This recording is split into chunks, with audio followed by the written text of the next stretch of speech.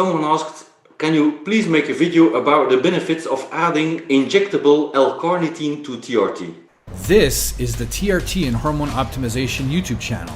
And if you want to learn all about the science-based information on this topic, consider subscribing, hit that notification bell, and you'll be on your way.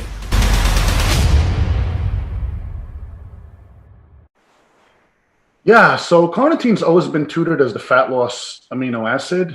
Some studies that I've looked at said that it really doesn't increase the amount of fat loss when taken exogenously because carnitine is not an essential amino acid. It is synthesized by the body, and it's synthesized from two essential amino acids. Essential simply means we must take them in from food. And I believe it's lysine and methionine which are required to produce L-carnitine, but you also need ascorbic acid, which is vitamin C. You need ferrous iron, you need pyroxidine, and you need niacin. So if you do have a deficiency in any of these minerals, you're probably going to have a deficiency in L-carnitine. So even though it is a non-essential amino acid which your body can synthesize, if you do have a deficiency in L-carnitine, then exogenous L-carnitine can help with fat loss. And there was a rat study done that showed that there was no significant increase in fat loss from L-carnitine injections. But this was also found that these rats did not have a deficiency to begin with when they tested serum levels. And that's probably why there was no net change. So again, if you had a deficiency that you fixed, you may probably benefit from the fat loss. What I found interesting, and I sent you the study, the link in the description, is a 2006 study showed that there is actual upregulation of the androgen receptor with L-carnitine supplementation prior to training. So if you're going to supplement L-carnitine, and then you're going to go and lift, and then you're going to refeed afterwards, they found that the absorption of testosterone by the androgen receptor was significantly increased in this study with L-carnitine use prior to training.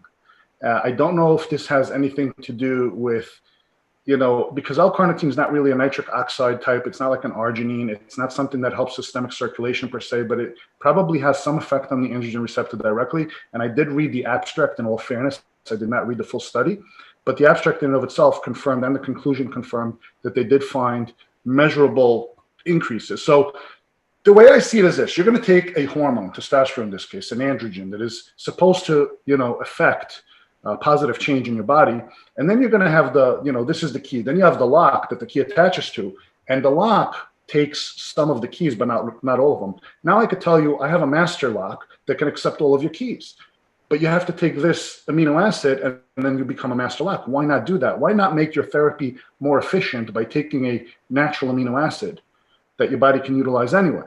Now, in my clinic, what we do is for patients, we can prescribe something called a GAC injection, which I personally use a few days a week, pre-workout, which I love. It's basically a triamino acid formula of glutamine, arginine, and L-carnitine. So the L-carnitine, as I said, pre-workout, upregulates androgen receptors, improves the amount of free testosterone that can be absorbed into the cell, and increase the amount of protein synthesis, especially with a refeed after your workout, which we all do anyway. Presumably, if you lift, you're going to eat after.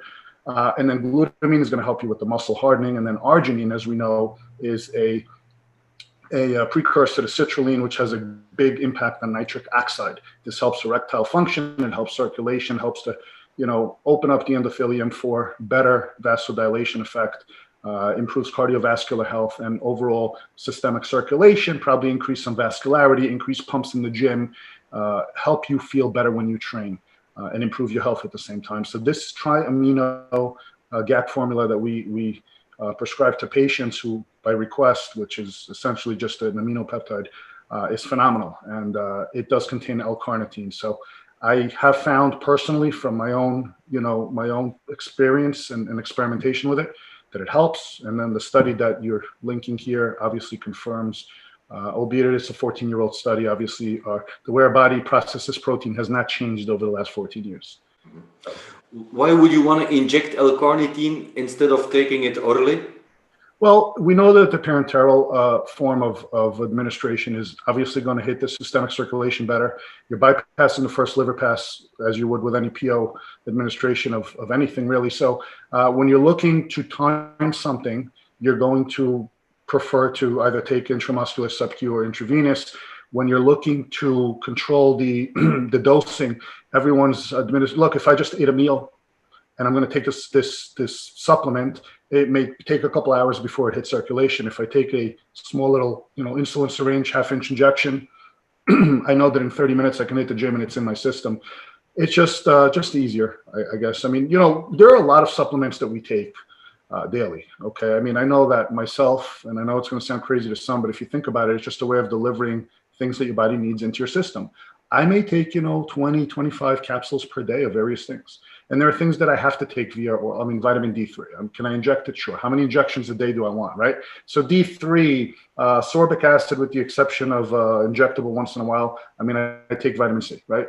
So I take that. I take fish oil. I take NAC. I take so many things orally.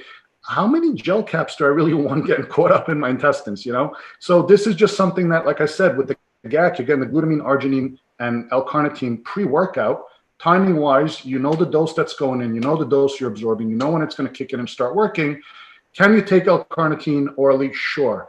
For those who are already on TRT, already injecting things, doing this pre-workout is really, it's not that big a deal. And I think you have much more control over what it is that you're doing.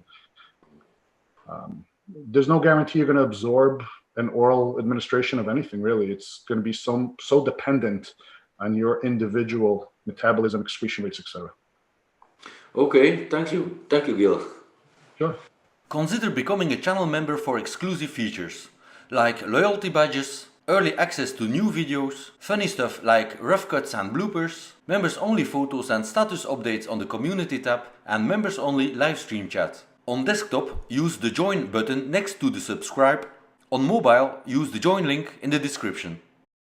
Alright guys, well, do this next. Click on one of these thumbnails to learn a ton more about TRT and hormone optimization. Thanks.